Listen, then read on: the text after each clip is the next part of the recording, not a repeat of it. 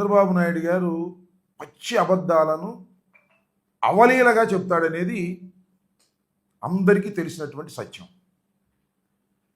ఎంత అబద్ధాలని అవలీలగా చెప్తాడంటే లైవ్ డిటెక్టర్ పెడతారు, నిజాలు చెప్తారా అబద్ధాలు చెప్తారా అని. చంద్రబాబు నాయుడు గారికి లైవ్ డిటెక్టివ్ పెట్టినా కూడా ఆయన అబద్ధాలు చెప్తున్నాడని అర్థం కానంత తర్ఫీదైపోయి అబద్ధాలు చెప్తూ ఉన్నాడు చంద్రబాబు నాయుడు గారు. చూడండి, అవినీతి లేని వ్యవస్థకు శ్రీకారం చుడతాం. ఒకటి, అధికారులు పేదల కోసం పని చేయాల్సిందే, లంచాలు తీసుకుంటే చూస్తూ ఊరుకోను, నాది డేగ కన్ను, ఎవరు తప్పించుకోలేరు, ఎవరైనా తప్పు చేస్తే చండ శాసనం నవ్వుతాను నేను. నాకు అర్థం కాల. అవినీతి లేని ఒక సమాజాన్ని తీసుకొస్తా అంట. అసలు అవినీతి కలిగిన సమాజానికి అంకురార్పణ చేసిందే నారా చంద్రబాబు నాయుడు గారు.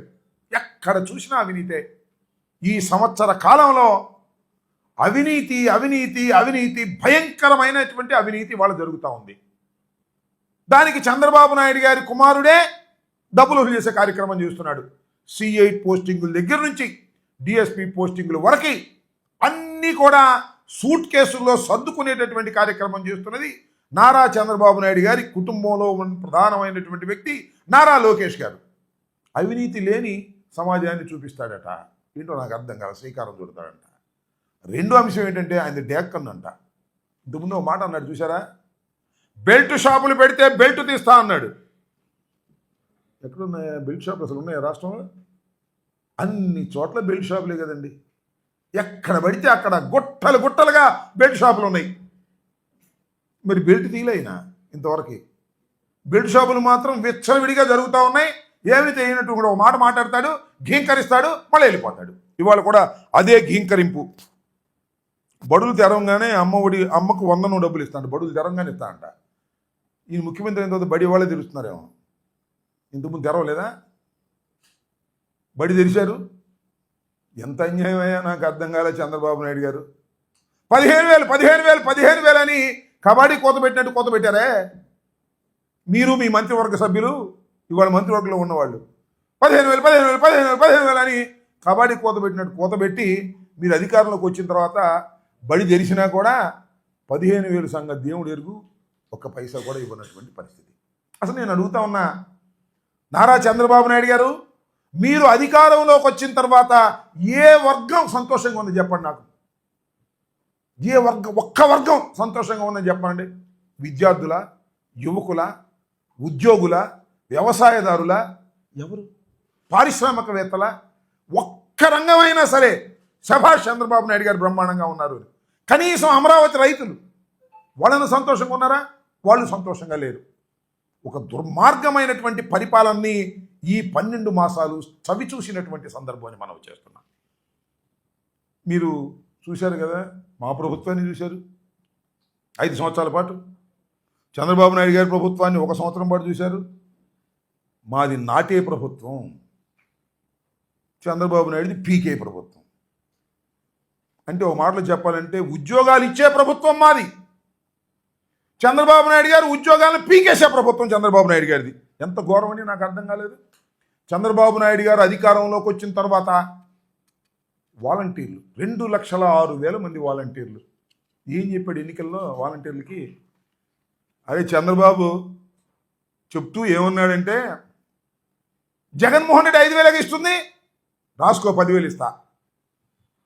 అమ్మ ఒళ్ళగానే 15,000 లాగా 5,000గా మనం రాగానే 10,000 అన్నాడు. 10,000 సంగతి దేవుడు ఎరుగు, ఉన్న ఉద్యోగాలు బిగి పారేశాడు. 2,60,000 మందిని ఉద్యోగాలు పీకేశాడు. ఏపీ బ్రెవరేజ్లో, ఫైబర్ నెట్లో వాళ్ళుంటే వాళ్ళని పీకేశాడు. మొత్తం 3 లక్షల మంది ఉద్యోగాలను టపామని పీకేశాడు మహానుభావుడు చంద్రబాబు నాయుడు గారు అధికారంలోకి రాగానే. ఉపాధి లేక అల్లాడిపోతున్నటువంటి యువకులకి నువ్వు ఇచ్చిన వరం ఏంటంటే ఉద్యోగాలు పీకి పారేయటం. ఇవాళ చూడండి మళ్ళా ఎంత దుర్మార్గమో. ఇవాళ రేషన్ వాహనాల మీద ఆధారపడినటువంటి రేషన్ షాపులు పీకేసే ప్రయత్నం. ఇప్పుడు ఈ మొబైల్ డిస్పెన్సింగ్ వెహికల్స్ అని ప్రజల ముంగిటికే నిత్యావసర వస్తువులు తీసుకువెళ్ళాలనేటువంటి ఉద్దేశంతో జగన్మోహన్ రెడ్డి గారు ప్రారంభించారు. అది నీ కడుపు మంట, అంతకుమించి ఏమీ లేదు. 9,260 మంది వెహికల్స్ ఇచ్చారు. ఈ వెహికల్స్ ఎలా ఇచ్చారు? లోన్ తీసుకున్నారు పాపం. బడుగు బలహీన వర్గాలు, ఎస్సీలు, ఎస్టీలు, బీసీలు, మైనారిటీలు, వాళ్ళకు సంబంధించినటువంటి వారందరికీ కూడా రేషన్ షాపు నుంచి ఇంటికి బియ్యాన్ని తీసుకువెళ్ళేటటువంటి కార్యక్రమం, ఇంటి దగ్గరికే బియ్యాన్ని పంపిణీ చేసే కార్యక్రమం కోసం ఇలాంటి కార్యక్రమాన్ని జగన్మోహన్ రెడ్డి గారి ప్రభుత్వం ప్రారంభించింది. 9,260 మందికి ఉపాధి కల్పించింది. దానితో పాటు మరొక వర్కరు, దాంతోపాటు పనిచేసే వర్కరు మరొకరికి కలిపితే మొత్తంగా సుమారుగా హమాలయులు వాళ్ళందరినీ కలిపితే 20,000 మందికి ఉపాధి కల్పించేటటువంటి కార్యక్రమం. 5 లక్షల పైచీలకు ఉన్నటువంటి ఆ వెహికల్ని లోన్స్ ద్వారా ఇప్పించారు ఆ ప్రభుత్వం. మా ప్రభుత్వం మారింది. ఇవాళ ఏం చేస్తున్నావా చంద్రబాబు నాయుడు గారు? మొత్తాన్ని బీగేశాడు. ఇంకొక విషయాన్ని ఇక్కడ నేను చాలా స్పష్టంగా చెప్పదలుచుకున్నా. అప్పుడు ప్రభుత్వం వీరితో ఈ మొబైల్ డిస్పెన్సింగ్ వెహికల్స్ సంబంధించినటువంటి యూనిట్స్కి సంబంధించినటువంటి నిరుద్యోగులైన యువకులతో అగ్రిమెంట్ ఉంది. ఏం అగ్రిమెంటు? 72 మాసాలు వారితో అగ్రిమెంటు, లోను, ఈఎంఐ కట్టేటటువంటి కార్యక్రమం, వారికి 21,000 రూపాయలు ఇచ్చేటటువంటి కార్యక్రమం, మొత్తం 20,000 మంది ఆ అగ్రిమెంట్ పూర్తిగా అమలు పీకేశాడు. ఎంత అన్యాయమో నాకు అర్థం కాలేదు. ఏమైపోవాలి వాళ్ళు? వెహికల్స్ ఇప్పించింది ప్రభుత్వం. మా ప్రభుత్వమా మీ ప్రభుత్వమా పక్కన పెట్టు. Government is a continuous process. Government agreement అయింది, సివిల్ సప్లైస్ డిపార్ట్మెంట్ అగ్రిమెంట్ అయింది. అగ్రిమెంట్ కూడా ఉంది నా దగ్గర, చెప్తున్నా, రాతపూర్వకంగా అగ్రిమెంట్ అయింది. ఈ అగ్రిమెంట్ను కూడా పక్కన పెట్టేసి పక్కన పీకేసావు. ఏంటి నీకు కడుపు మంట? నేను అడుగుతా ఉన్నా. వాళ్ళు బతకొద్దా? సడన్గా తీసేస్తావా? చక్కగా ఆక్సిజన్ 2 లక్షలు లాగేసి ఏమైపు చచ్చిపోడా? ఇంత దుర్మార్గమైనటువంటి ఏమిటి కక్ష నాకు అడుగుతా ఉన్నాను నేను చంద్రబాబు నాయుడు గారు. ఏమిటి కక్ష వీళ్ళ మీద? వాళ్ళు ఏమైనా మాకు ఓట్లు వేసారా? ఎస్సీలు, ఎస్టీలు, బీసీలు ఎవరికి ఓట్లు వేసారో మాకే తెలియదు. వాళ్ళందరూ ఓట్లు వేస్తే, వాలంటీర్లందరూ మాకు ఓట్లు వేస్తే ఈ పరిస్థితి వచ్చేదా? నీ మాయ మాటలు నమ్మి వాళ్ళు ఏమన్నా వరదల్లో సహాయం చేయమన్నావు. వరదలో పాపం కష్టపడి చేశారు. మీ ఉద్యోగాలకు ఏం డోకాలేదని హామీ ఇచ్చావు. నువ్వు హామీ ఇచ్చావా అంటే నెరవేర్చమని అర్థం అనేది అర్థమైపోతుంది. వాళ్ళ బజార్ను పడి వాళ్ళ వాళ్ళు బ్రతుకుతూ ఉన్నారు. ఇది చాలా తీవ్రమైనటువంటి అన్యాయం. చంద్రబాబు నాయుడు గారు సుమారుగా 20,000 మందిని నువ్వు పీకేసే కార్యక్రమం చేశావు. పీకేశావు, అది వేరే అంశం. దాని సంగతి ఏంటో కోర్టులో తేల్చుకుంటాం మేము. వాళ్ళు కూడా కోర్టుకు వెళ్ళేటువంటి ప్రయత్నం చేస్తున్నారు. ఆల్రెడీ కొన్ని జిల్లాల నుంచి ఈ యూనిట్కి సంబంధించిన వారు కోర్టులో వేశారు.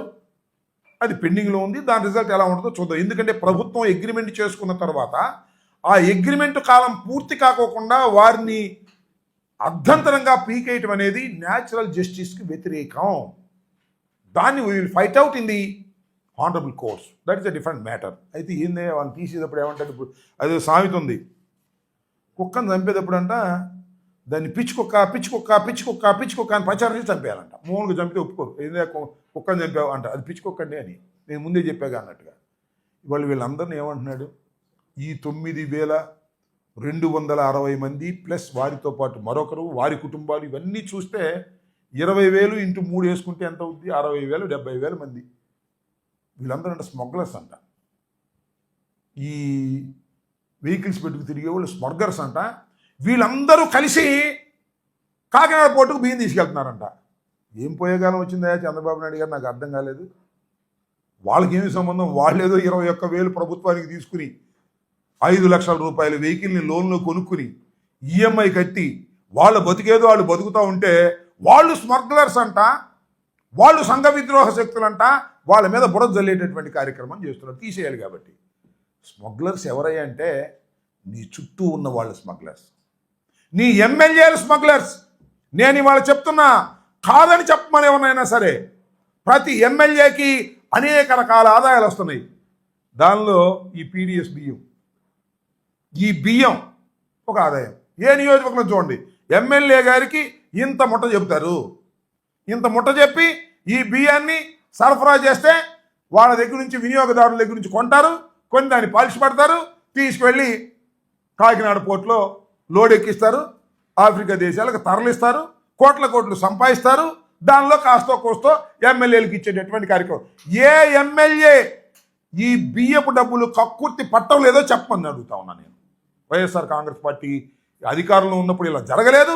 ఈ పార్టీ అధికారంలోకి వచ్చిన తర్వాత తెలుగుదేశానికి సంబంధించినటువంటి ఏ ఎమ్మెల్యే ఈ గడ్డి కరవటం లేదో చెప్పమంటున్నా. ప్రతి ఎమ్మెల్యేకి మట్టి ఇసుక ఉంటే, వాళ్ళ నియోజకవర్గంలో తీసుకుంటే మట్టి ఇసుక ఉద్యోగాల ట్రాన్స్ఫర్లు, ఈ బియ్యం అమ్ముకునే కార్యక్రమం దగ్గర నుంచి, ఆ మాఫియా దగ్గర నుంచి డబ్బులు తీసుకోవటం, వీళ్ళు స్మగ్లర్స్.